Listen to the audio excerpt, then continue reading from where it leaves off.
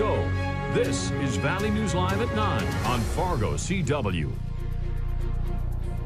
It's supposed to be a happy time for us.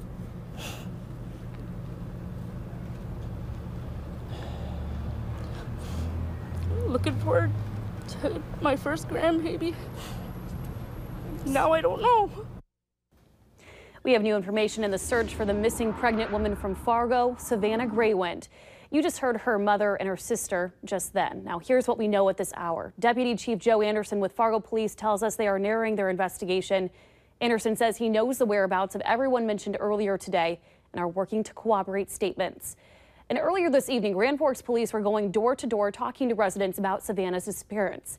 And it's been an emotional day, as you just heard, for the family who just wants Savannah to come home safely. Valley News Team's Molly Casey has been following this story and joins us live with more. Molly?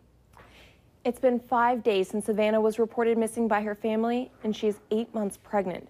Tonight, family and friends gathered in South Fargo to offer their prayers for her safe return. Out of respect for the family, though, we did not stay for this entire service. But we did speak to Savannah's mother, Norberta, who says she was surprised to hear police were looking in Grand Forks. But she also says she's learned not to react to this kind of news because she still doesn't have all the details. Norberta didn't want to comment any further and just wants the investigation to continue. Earlier today, the community gathered outside of the downtown Fargo Sanford Clinic to offer their support to the family.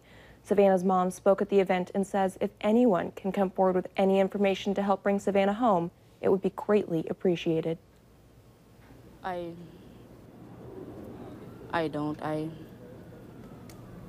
You wish we knew. I wish I knew. And I would have been in that direction already if I knew. Savannah's family hopes that police will soon ask the FBI to assist in the search. Christine? All right, thank you so much, Molly. Now we're continuing to work and get updates from police as they become available. So as always, stick with Valley News Live for further updates. Coming up after weather, a local tie to a kidnapping case out of Kentucky you'll only see here on Valley News Live. Plus, officials say they now know what may have caused this Grand Forks fire earlier this week. We've got more on that investigation in just a few moments. But first, Robert, it's a peaceful night out there. Is that expected to change anytime soon? It's a nice night out there, but we do have a few showers, even a few rumbles of thunder making their way through parts of the valley. But here in the Fargo-Moorhead areas, we take a live look outside on the Corbinauto.com Valley Skycam, part of the Storm Team Skycam network. Just a few clouds right now, but we could see a few raindrops in the next couple of hours. Here in Fargo, we've dipped down to the mid-60s after topping out in the upper 70s. Winds out of the northeast. It's a little breezy out there. You want to hold on to your hat as you head out the door. If you missed the sunset just a little bit ago here in the Fargo-Moorhead area, it was a nice one. The sunset with those clouds out there, and yeah, a gorgeous day today here in the Fargo-Moorhead area, and only just a few clouds right now. Again, that chance for a few showers later on. We'll show you those on the radar here in just a moment. 54 up in Langdon, 54 Thief River Falls and Bemidji. It's 52 already in Roseau and in Baudette, a mix of some 50s and some 60s across the region. And right where you've got that temperature difference is where we've got the rain. We'll show you that here in just a moment. Some gusty winds here in the Fargo-Moorhead area. Also some gusty winds points off towards the west and northwest. Some of those wind gusts over 30 miles per hour up in the Devil's Lake area. Clouds continue to slide off towards the south and the southeast. Underneath those clouds, we do have some showers and even a few rumbles of thunder around the Grand Forks area. This area will continue to slide off towards the south, and the western edge may just clip the Fargo-Moorhead area with a few sprinkles later on. I don't think we'll see any thunderstorms. I think those will slowly weaken as they move off towards the south and the southeast. Across the northern plains, we've got that activity in our area. Also some showers and thunderstorms just east of the Sioux Falls area, making their way southeast through northwestern portions of Iowa. Off towards the west, showers and a few thunderstorms continue over the Rocky Mountains. The southeastern U.S. seeing some rain and keeping their eyes on the Gulf as the tropical depression Harvey has formed out there. Expected to become a tropical storm and affect the Gulf Coast, maybe even a weak hurricane in a couple of days before Harvey comes on shore. For us, got those nuisance showers and even a few thunderstorms out there. And again, they're going to drift off towards the south, maybe clipping the Fargo area.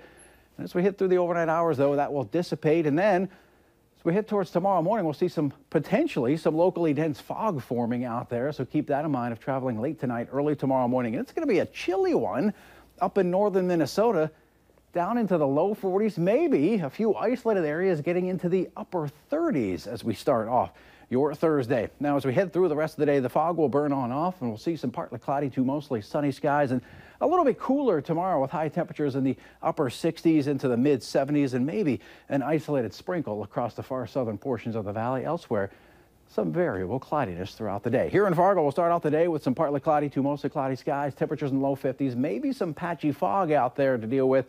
But by lunchtime, that fog will have burned off. Temperatures warming on up into the mid to upper 60s and topping on out into the mid 70s. Picture of the day, thanks to John for sending this in, a beautiful shot of some sunset and clouds up in the Crookston area.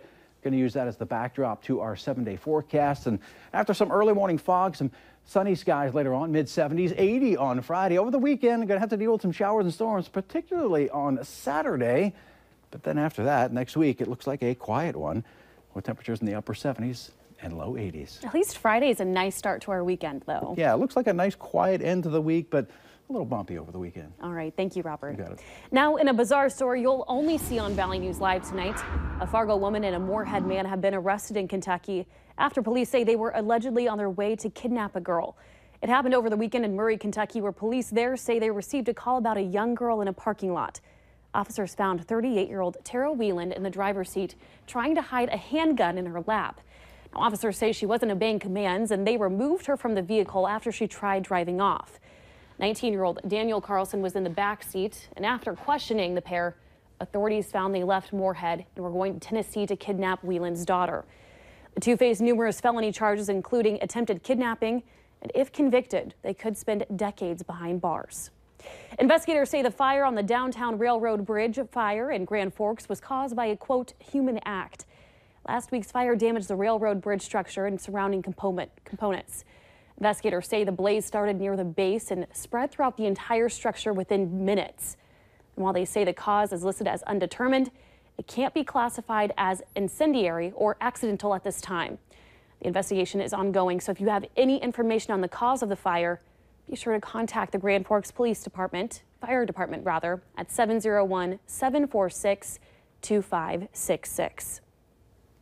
We've got to follow up on a story we brought to you yesterday after a weekend trip to a state park turned ugly for one Minnesota family. That's when a 3-year-old girl was attacked by an owl. Youth officials at the University of Minnesota's Raptor Center say owls rarely swoop down towards people. But apparently that's what happened Friday at Lake Bemidji State Park when a barred owl dove towards a 3-year-old girl named Autumn. She suffered scratches and 3 puncture wounds in her scalp. We were about 30 feet in front of my daughter and my mom. And all of a sudden we heard screaming. I turn around on the bike and see this owl like flapping its wings all over her. Officials investigated but could not find the owl, and now one of the park's trails is temporarily closed. The Grand Forks School District said the buck stops here, but then reversed a decision about a school transfer after a Valley News Live whistleblower investigation. Jody Burns, an upset mother, contacted our hotline about the school district's decision to bar her from sending her special needs daughter to the school she thought was best. But after our story ran in a meeting in front of the school board, Burns got the decision reversed. And our kids, we want them to go where they're going to strive, where they're going to be the best adults that they can be further in life. And I mean, education is the one thing that sets them up for either failure or achievement. And it's not fair to them to just say, hey, you can't go to this school because of so-and-so reasons. And as mentioned, this story came to us through our whistleblower hotline. So if you need help uncovering fraud and corruption in your community, call us at 701-237-6576 and leave your tip. A member of our investigative team will work to get on the case and expose the truth. A newly labeled bathroom in the Frazee High School has some parents concerned. 2 staff-only bathrooms have been converted into gender-neutral bathrooms.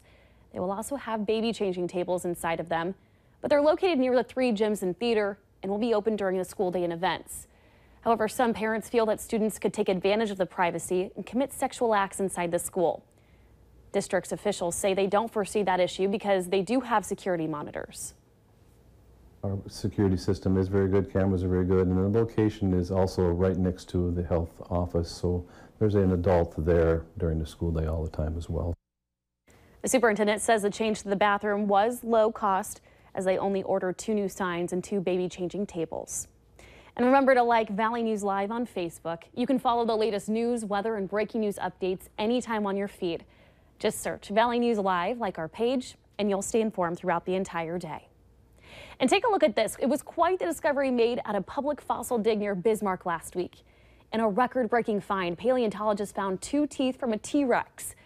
One was 2.5 inches long and the other was almost 4.5 inches. They were the 9th and 10th teeth recovered from the dig site in the last 3 years. The teeth will be on display in the Geologic Time Gallery at the State Heritage Center. The future of the Fargo Force is solidified today as they announce a contract extension for head coach Kerry Eads. He's about to begin the 3rd year of his initial contract with the Fargo Force. Today's extension will add yet another 3 years to the deal, as the Force say locking Eads now for the foreseeable future was a no-brainer. He's had some Minnesota high school coaching. He had UND coaching. He's been back in the USHL prior. So for us, it was a no-brainer. We wanted to move forward. We wanted to build some consistency with our coaching staff. It's just home for me, and it's hockey country. You know, it's something I've moved to different places, and you know, they know the game, they talk the game wherever you go, and I enjoy that aspect of it. In his 2 years with the Force, Eads has led the club back to the playoffs both years. President Trump spent the day in Nevada talking to a crowd of veterans. Like he says, they are examples of unity. Still ahead tonight.